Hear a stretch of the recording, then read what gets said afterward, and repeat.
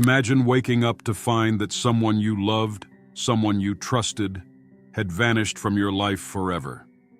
No warnings, no goodbyes, just a haunting silence left in their place. Now, imagine spending decades without answers, caught in a relentless cycle of hope and despair. This is the story of the Karin Ström case, a chilling mystery that remained unsolved for more than 25 years. But when a breakthrough emerged in 2006, it reignited the fight for justice. Join us as we dive into the eerie details of this case, uncovering hidden truths and shocking twists. Welcome to Shadows of Crime. The Karin Ström case took place in the early 1980s, when a young woman's life ended in a brutal and mysterious way. The victim, 25-year-old Karin Strom, was found lifeless in her small Utah home. For decades, her family was left in anguish, yearning for answers that never came. It seemed as if Karin's case would remain an unsolvable tragedy, until 2006, when a long-awaited breakthrough reignited hope.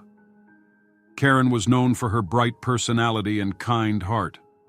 She lived in a quiet Utah town and had a seemingly normal life. However, her relationship with her husband, Steve, had become strained over time.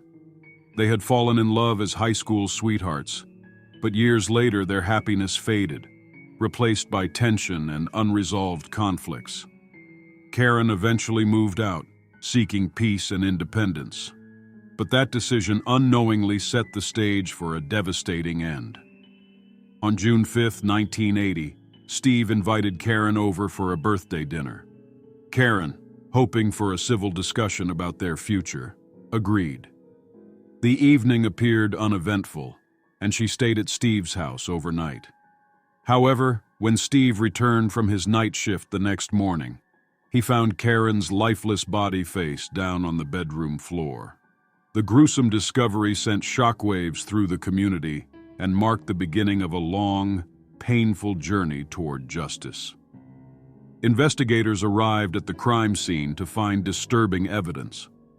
Karin had suffered severe bruising and her nails were broken, signs that she had fought desperately for her life. Bloodstains were scattered across the room, and objects were in disarray, suggesting a violent struggle. But one detail stood out. There were no signs of forced entry. This suggested that Karin had willingly let her killer in, or perhaps they already had access to her home. From the start, this pointed to someone she knew, someone she trusted. Naturally, the first suspect was Steve. He had no solid alibi, and given their strained marriage, police found his behavior suspicious. His timeline was inconsistent. He had clocked in late to work that night. Could he have staged the crime, then rushed to his shift to establish an alibi? Yet co-workers reported that Steve appeared calm throughout his shift, showing no signs of distress. This contradiction puzzled investigators. Was he truly innocent, or was he a master at masking guilt? Despite circumstantial evidence, there was nothing concrete linking him directly to Karin's murder. For years, Karin's case went cold. Her family, devastated by the lack of answers, refused to give up. Her sister became a relentless force, regularly visiting the police station, pleading for updates. Her determination caught the attention of Detective Benson, a seasoned investigator known for solving difficult cases. Benson saw the raw pain in Karin's family and vowed to take a fresh look at the evidence. By 2006, forensic technology had advanced significantly. Benson ordered new DNA testing on the evidence collected decades earlier, including samples from under Karin's nails. The results were shocking. The DNA revealed not just one, but two profiles: Steve's and another unexpected name, Sten Owens, Steve's close friend. Owens had a known history of violence and aggression. With a record of past assaults, he was far from an innocent bystander. The discovery flipped the investigation on its head. How had he been overlooked for so long? The presence of his DNA on Karin's body suggested direct involvement, raising terrifying new questions. Had Owens acted alone, or had Steve played a role in the crime? Detective Benson wasted no time. He tracked Owens down for questioning. At first, Owens seemed cooperative, but as the questions grew more pointed, his answers became vague and inconsistent. Benson dug deeper into Owens's past and uncovered more unsettling details. Friends described him as unpredictable, aggressive, and prone to violent outbursts. Had Karin trusted the wrong person that night? As the case against Owens solidified, Karin's family was overwhelmed with emotion. They had known Owens for years. The idea that he could have betrayed and murdered Karin was almost unbearable. The weight of this revelation forced them to relive painful memories, but it also fueled their determination to see justice served. Further investigation uncovered security footage from the night of Karin's murder. A figure resembling Owens was seen near her home. Witnesses also reported seeing him in the vicinity around the time of the crime. Piece by piece, the puzzle was coming together. Benson knew they had enough evidence to make an arrest. On September 15, 2006, police arrived at Owens's home with a warrant. His shock was evident as he realized the past had finally caught up with him. He was taken into custody, and the news spread quickly. The once cold case had finally led to an arrest, bringing renewed hope to Karin's grieving family.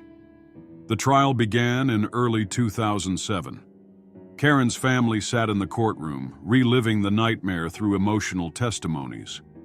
Detective Benson methodically presented the evidence: the DNA, the security footage, the witness statements. Prosecutors painted Owens as a violent predator, and forensic experts confirmed that his DNA placed him at the scene. Owens's defense team fought hard to create doubt. They pointed fingers at Steve, suggesting he was still a viable suspect. They argued that the DNA evidence could have been transferred innocently, that nothing directly proved Owens committed the murder. But Karin's family refused to let their loved one's memory be tarnished by speculation. As the trial drew to a close, Karin's family delivered powerful impact statements. They spoke of the immense void left by her absence, how every holiday, every birthday, was a painful reminder of what had been stolen from them. Their words brought the courtroom to tears, reinforcing the true cost of the crime. The jury deliberated for hours. Tension filled the air as Karin's family clutched each other's hands, hoping for justice while fearing disappointment. Then, the verdict was announced: guilty of first-degree murder. Relief and grief washed over the room. Owens was sentenced to life in prison without parole. Though justice had been served, Karin's absence would always be felt. Her family channeled their pain into advocacy, creating a foundation in her name to support victims of violence. They spoke at community events, educating others about safety and the importance of seeking help in dangerous situations. Karin's legacy lived on through these efforts. Her story became a reminder of the fragility of life and the power of persistence. Her family gathered each year on the anniversary of her death, sharing memories, tears, and laughter, keeping her spirit alive. Thank you for joining us on this journey into the haunting case of Karin Ström. If you found this story compelling, please like, subscribe, and hit the notification bell to stay updated on Shadows of Crime. Together, we uncover the past to ensure justice is never forgotten. Stay curious and stay safe.